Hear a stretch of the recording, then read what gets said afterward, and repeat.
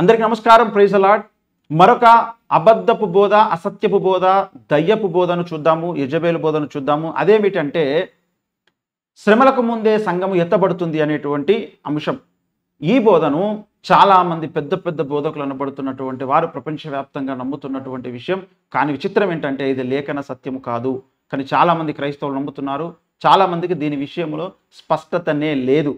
అయితే వారు మరి అనేకమైనటువంటి థీరీస్ ఉన్నాయి. ఈ యొక్క రాకడ విషయంలో pre tribulation rapture theory, mid tribulation rapture theory, post tribulation rapture theory, ఇంకా అనేకం కూడా ఉన్నాయి.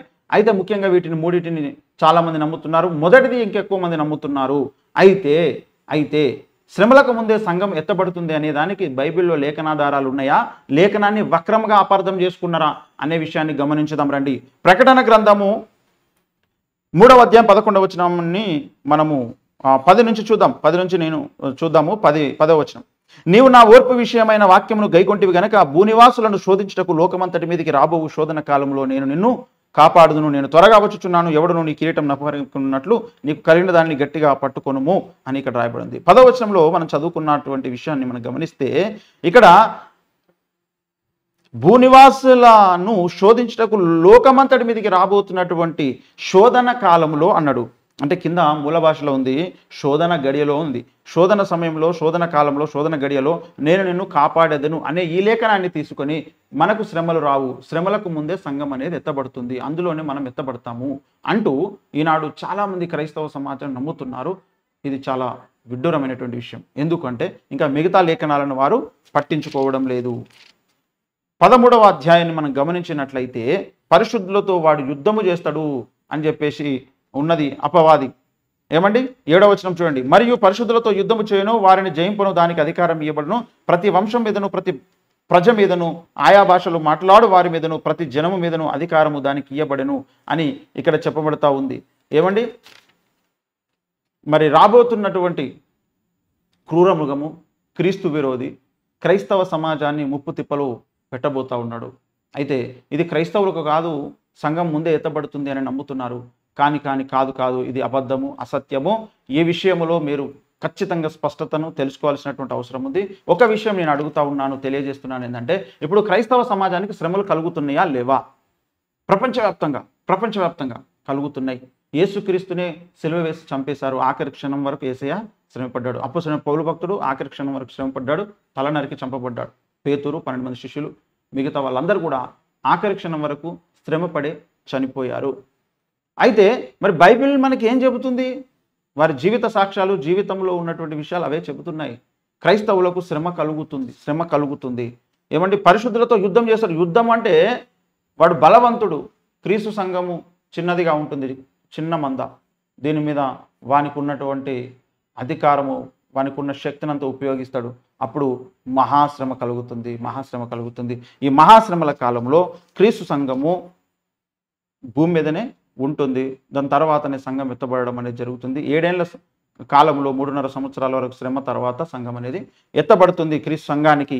ఏమండి మనం లేఖనాన్ని కూడా చూద్దాం. లేఖనంలో అపొస్తలుల కార్యాన్ని మనం గమనించినట్లయితే లేఖనం ఏం చెబుతుంది? ఈ విషయాన్ని ఎందుకో మరి ఎక్కించేశారు కొంతమంది బోధకులు.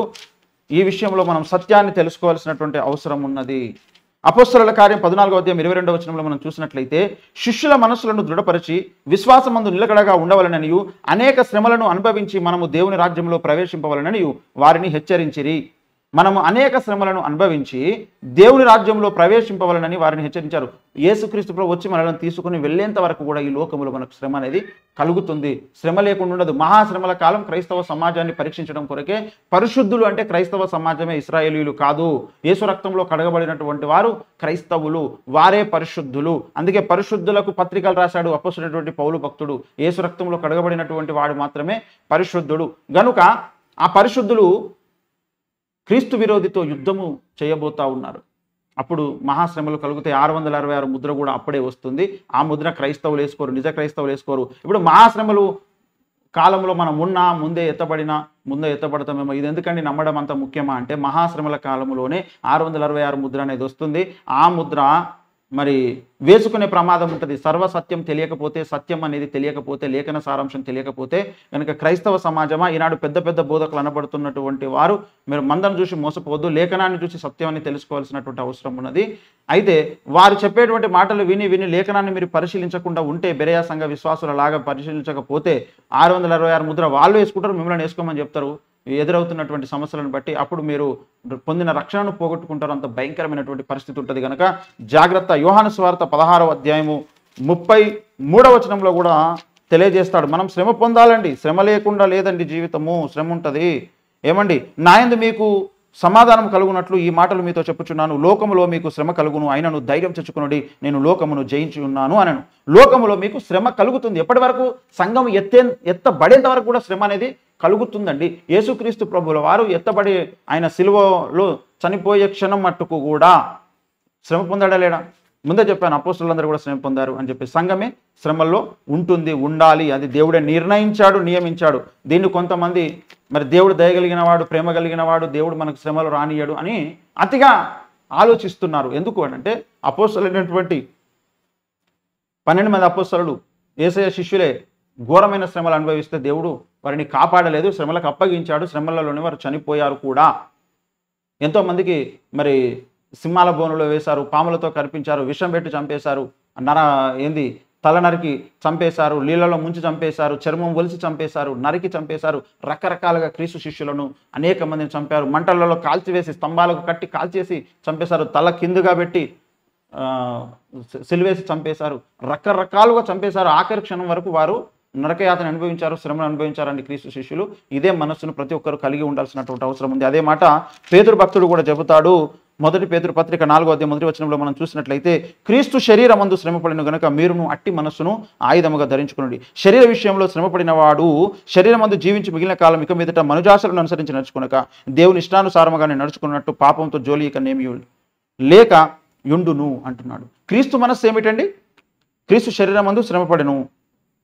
ఏమంటే ఇక్కడ శరీరమందు అని అంటాడు. శరీరమందు శ్రమపడెను గనుక మీరు అటువంటి మనసు ఆయుధంగా ధరించుకోండి. ఇట్లా అంటే ఆయుధం మన దగ్గర ఉండాలి. ఏంటి?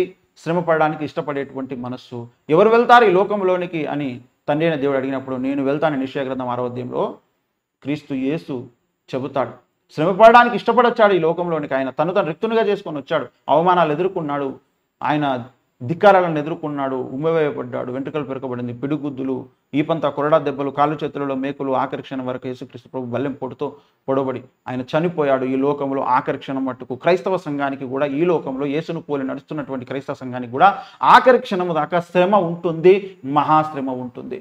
క్రీస్తు కలిగినటువంటి అట్టి ఆయుధం, అట్టి మనస్సు అనే ఆయుధం మనం కలిగి ఉండాలి. శ్రమ పడడానికి ఇష్టపడాలి. సంఘము శ్రమలలో ఇక్కడే ఉంటుంది. Mid tribulation rapture theory is the right. నేనైతే అదే నమ్ముతున్నాను. అయితే దీనిని గురించి సర్వసత్యాన్ని అపోస్తలుడు అద్దంకి రంజిత్ తోఫీర్ గారు యుగాంతం అనబడినటువంటి గ్రంథాన్ని రాశారు. ఈ విషయం చాలా పెద్ద దుమారమే లేపింది. చాలామంది పెద్ద పెద్ద బోధకులు అనబడినటువంటి వారు ఈ విషయంలో తప్పులో కాలేశారు. వారు దయ్యపు బోధనని నమ్మారు. అనేక విషయాలలో సత్యాన్ని నమ్మిన ఈ విషయంలో మాత్రం వారు సత్యాన్ని నమ్మలేకపోయారు. ఈ గ్రంథం చదివిన తర్వాత కొన్ని వందల వేల మంది పాస్టర్లు, విశ్వాసులు, సువార్థికులు వారి బోధన మార్చుకున్నారు, వారి అభిప్రాయాన్ని మార్చుకున్నారు, వారి విశ్వాసాన్ని మార్చుకున్నారు. కనుక మీరు కూడా ఇంకా ఒకవేళ ప్రీ ట్రిబులేషన్ రాప్చర్ థియరీని నమ్ముతున్నట్లయితే అది అట్టర్లీ రాంగ్. అది లేఖన సారాంశం కాదది, లేఖన సత్యం కాదు. కొన్ని వచనాలను చూసి మోసపోవద్దు. శ్రమలలో నుంచి దేవుడు కాపాడుతాడు తప్ప శ్రమలను రాకుండానే దేవుడు కాపాడాడు.